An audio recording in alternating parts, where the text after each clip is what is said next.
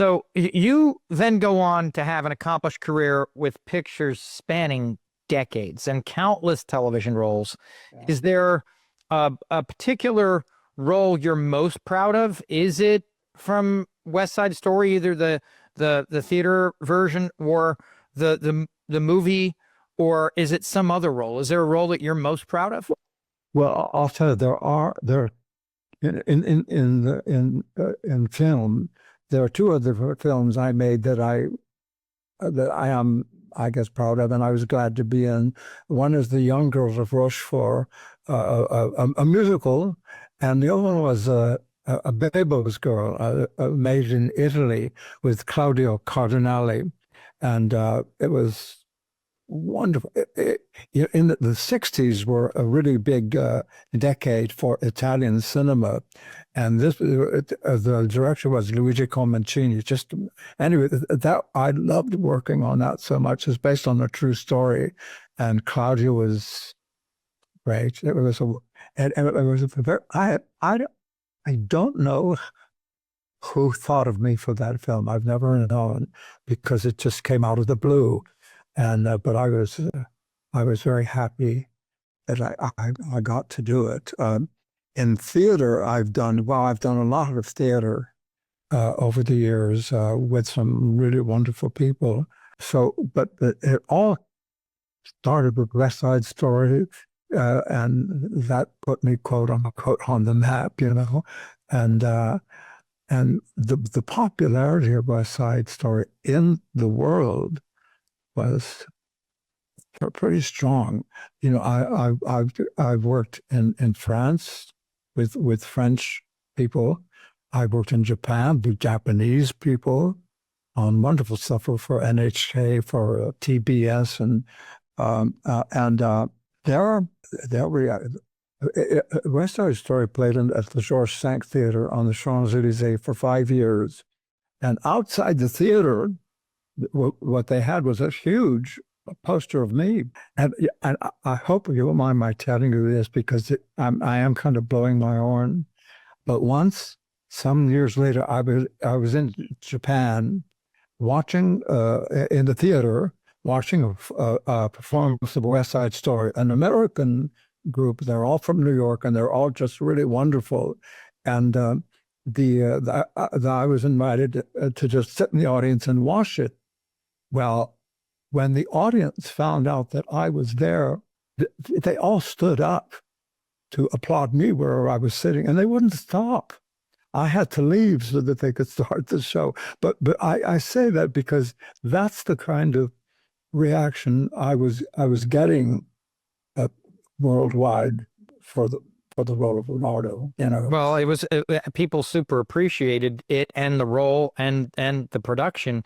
Is there, which makes me think, is there a role of yours or a production that you were in that you wish had been that people should appreciate more? In other words, if I've got audience members that somebody should go look up and watch today because it was so good and it just didn't get the attention it deserved. Right. I did a British a miniseries at the BBC. It was called Notorious Woman. It was on the life of George Sand, the French novelist. Rosemary Harris, she's so amazing. She played George Sand, and believe it or not, I played Frederick Chopin. The way that happened was so extraordinary to me. But now and again, someone will say, I like doing West Side Story, but and they'll mention, and it makes me feel good when someone thinks of something else that's not just West Side Story, but it really was a wonderful, beautifully done miniseries.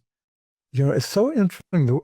I was in London, and I made a movie for American television, and it was like, I finished in like October or something like that. And, in England, in the theater community, people do Sunday brunches and things like that. And I thought, and I finished working on this film, and I thought, well, I should do a brunch, and I did. And I had someone who helped me, of course, because I didn't know what to do. But one of the people, she knew, her name was Irene Finch, and she knew everybody in the theater. And she invited a man whose name was Peter Rogers. And he was a producer at the BBC. He had also started Cherishes with Laurence Olivier. So this was all really important, wonderful people, you know. And I was talking to him during this brunch, and just nothing in particular. And I remember he said, we all knew he was doing this series. He was supposed to with Anne Bancroft and a change and became Rosalie Harris. But he said to me during that lunch, he said, I think you might be good for the Italian doctor. Well, I don't know that history, you know, so I probably didn't say anything. But when I got home, well, I got home in December, and in January, he called me and told me I had the role of Frederick Chopin in his series. I didn't test.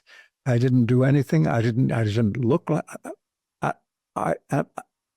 The reason I love this story, because it shows the wonderful imagination that people can have in doing something that's different. That's not the but it took, I think, great imagination on his part to see me as Frederick Chopin. But I was happy that he did. But that's one of the things that I've done that if people, you know, it's too long ago now, most people don't remember that at all. But some now and again people did, and I was glad to hear that they liked that as well as West Side Story or anything else. You know, speaking of you know, movies, television, you know, theater, television, especially, you ended up in the last episode of the Partridge Family. Yeah. I found that was interesting because there you are opposite Shirley Jones, and I don't know if that was a full circle moment or not, but she was the one who presented you with your Academy Award. I remember that. I was like, well, that's a coincidence. Was it a coincidence, or did one have something to do with the other? Well, let's see. After West Side Story, there was a woman whose name was Ruth Aarons who wanted to represent me, and ultimately she did. But she also represented Shirley. So when they were doing the Partridge Family, and then of course she ultimately represented David. She got the family. So I got to know everybody socially, going to Shirley's house and meeting Jack, and just nice times. So for that last episode, they cast me, and I guess it did kind of feel like a full circle. But Shirley is such a wonderful person. She's one of the best, you know. But I didn't know that when I was doing that it was the last episode. I was just that I've heard since that it was, and you know, like you just said, and I guess a lot of people who loved that series remember specifics, excuse me, like, oh, it's the last episode, you know. You know, you're one of the remaining members of a certain, like, what they call that golden era of Hollywood.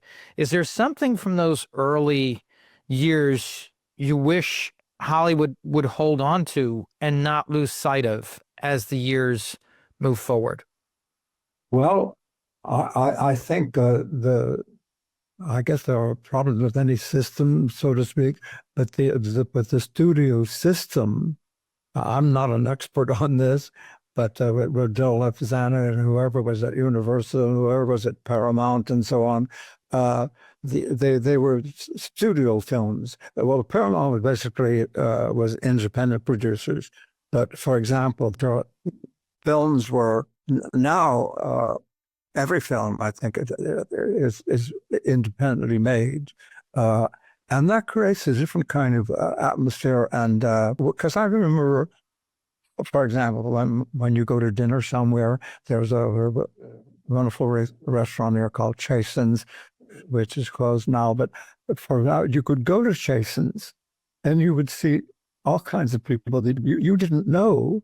But it was kind of like a family. There was an intimacy to people's to people who didn't and did and knew each other. Now I wouldn't know anybody. But listen, the studio system made some really wonderful, wonderful movies, but independent producers make really wonderful movies too. I mean, for me, I guess going back to those times, the thing that stands out in my mind was how much I loved being a chorus dancer in some of those movie musicals, especially, of course, with Marilyn, a historical number. But I guess I'm thinking of when times were easier and softer and more naive or something like that, and no harshness and stuff like that. It was but Los Angeles or Hollywood was kind of it did feel like a family, whether you knew people or not, and there was a connection whether you knew them or not. And I don't that I'm sure that doesn't exist today.